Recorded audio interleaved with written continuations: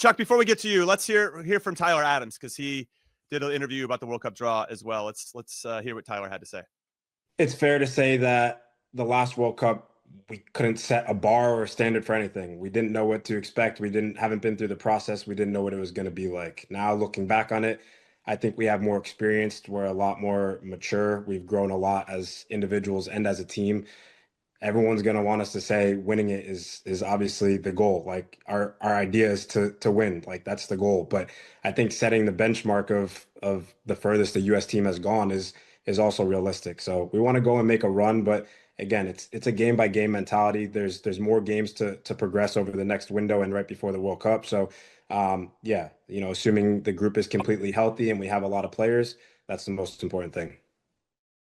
All right, so saying it by not saying it, Chuck, he's setting a benchmark of going farther than any other U.S. team has gone, which is the quarterfinals back in 2002. Tony was part of that squad. So going to the semifinal. Semifinal.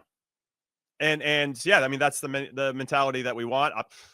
Yeah, sign me up for that. I want that to happen. But he obviously very diplomatic in how they were going to approach it. And I do agree with him, Chuck, that the team has had to mature and evolve, right? That they learned a lot in 2022, and now you hope that can be. And we talked about it during the process.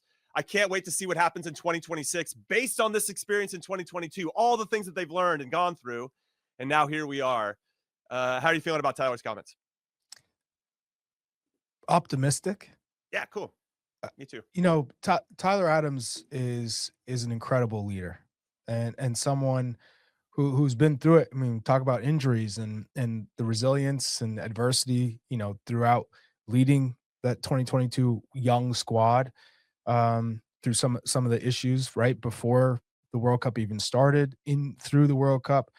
So I think you'd be naive to think that team would stay together and there'd be no new faces, especially when you're throwing in a coach like Mauricio Pochettino, who's going to take his perspective and his lens and say, no, this team needs this type of player.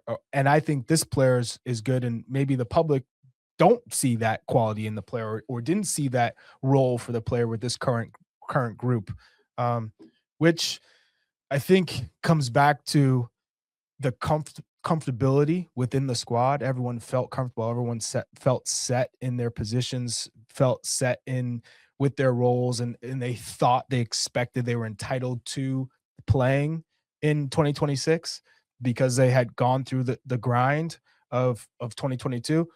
And Pochettino is unbalanced that a little bit to grow the group and bring in and almost reshape the mentality and put them back into where they need to be. Now, what the Paraguay coach said in terms of what he thought of the U.S. tactically, that's what I want. I don't want to be talking about mentality. I don't want to be talking about the desire, the commitment, the grit, following the rules. And no, I want to be talking about in possession, out of possession, playing against a Paraguay who may sit at times, who may press at times. We saw a little bit of them trying to switch it up and throw a different wrinkle at the United States in a couple of moments. Australia, they're not just going to sit back and counter the entire time. They're going to say, hey, we can play with you guys. We're going to be on the front foot. And I want to see how Mauricio Pochettino changes the team and uses Serginho Dest and how he's going to use Anthony Robinson if he's back and how he's going to deal with that midfield and the 2-10s. Does he think Malik Tillman is a better partner with Christian Pulisic or Gio Reyna or Zendejas or Weston McKennie? So there are a number of things that I'm so interested in. I want to be focused on heading into the World Cup and tactically versus all the other intangibles that we typically never even had to think about because we needed the U.S. Men's national team to do well, to earn a contract, to earn, bonuses. These guys don't need that, but that should have never left, and it did for whatever reason. So I think Tyler is spot on when he's talking about kind of the expectations, setting the expectations and going after it. Okay, as a reminder for everybody, for us to get to the quarterfinals in 2026, we're going to have to win 2 knockout round games. We've only won 1 in the modern game, and that was against a CONCACAF opponent. So we've actually never beaten a non-CONCACAF opponent in the knockout rounds. That was against Mexico in the round of 16 in 2002. So Tones, I actually want to bring this up because Copa America, when you look at that team or that group on paper, you had Bolivia, Panama, and Uruguay. And that was the order in which we played them. We had one thing not go our way. We get an early red card, and then we don't get out of the group. I want to let everybody know right now that not everything is going to go the way that we want in our group. And we talk about this maturation from Tyler Adams, you hear it, this evolution and maturation. Can we manage a game or a situation that we need to get a result, and how are we going to play? Our backs are against the wall. Now, I know that in this format, the 3 points that we had gotten against Bolivia, and if there had been third place teams, we probably would have gotten through. So there's still room for error. That's what I guess this expanded tournament gives us. But something's not going to go the way that we want, and it could be a red card, Tones. And so how are we going to manage that? Because yes, we've evolved, and yes, we've matured, but Copa America displays with this core of the team that still didn't lead to us figuring out how to get past a Uruguay game and a Uruguay team in the last game. And we're most likely going to play a Turkey A team in the last game of our group. And if we need to get a result in that one, a win in that one, that makes me a little bit nervous.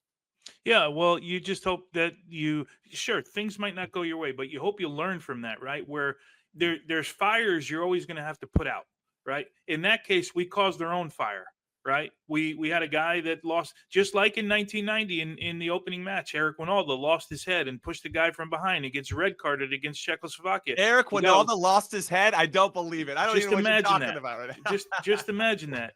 But then you learn from that, right? You have to learn that you can't start your own fires in these games, right? Because there's going to be enough to put out just inherently in the game. So that's we have to avoid moments like that. Could there be a red card? Yeah, no doubt about it. Could it go? Is it going to go easy in any of this stuff? No. Even you mentioned, and I talk about 2002 because I always thought 2002 would just at a minimum sort of be the benchmark. Okay, we can get to a quarterfinal.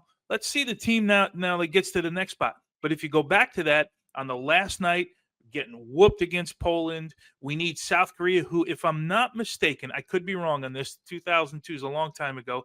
I think they were down a man against Portugal. And they get a goal that goes through the goalkeeper's legs off either a restart or and the game changed. And all of a sudden we go through and now have this moment, right? And so it's not as if like, people might remember the Portugal game and we kicked the crap out of Portugal. They might remember the loss against Germany where we kicked the crap out of Germany.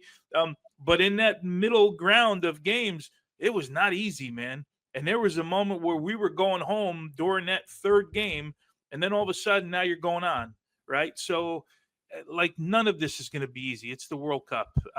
Ask Argentina if it was easy after match day one of the World Cup last time around, and then they go on to win it, right? So things have to go your way, but you can't.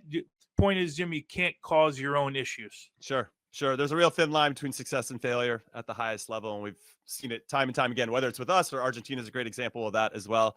Also, a shout out to Eric Winalda that's giving you a hard time, buddy. You know he's going to take my little clip and then blow it up because for sure. That's part of his charm.